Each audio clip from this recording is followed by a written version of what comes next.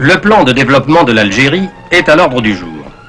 Projet d'urbanisme, implantation d'industries nouvelles sur le littoral, mise en valeur rationnelle des ressources agricoles, on connaît l'ampleur de ce programme dont dépend l'avenir économique et social du pays.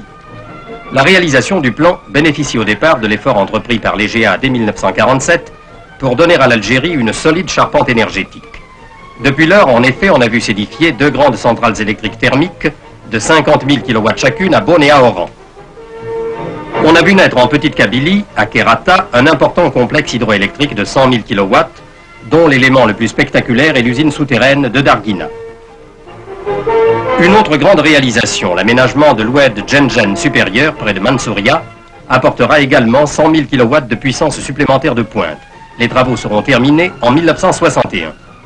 D'ouest en est, l'Algérie est aujourd'hui traversée par une grande ligne d'interconnexion générale à 150 000 volts, qui sera prochainement doublée et dont les postes de transformation répartissent l'énergie dans toutes les régions. D'autre part, 2 usines à gaz de conception prémoderne ont été construites, l'une à Oran, l'autre à Alger. Résultat de cet effort d'équipement, la consommation d'électricité qui était en 1947 de 412 millions de kWh est passée en 1958 à 1114 millions.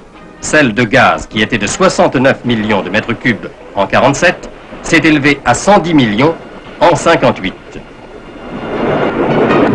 Mais les découvertes sahariennes à Hassi Messaoud et à Hassi R'Mel ont ouvert des perspectives infiniment plus vastes. Le gaz naturel du Sahara non seulement permettra d'implanter une puissante industrie sur la côte, mais deviendra un fructueux article d'exportation en Europe.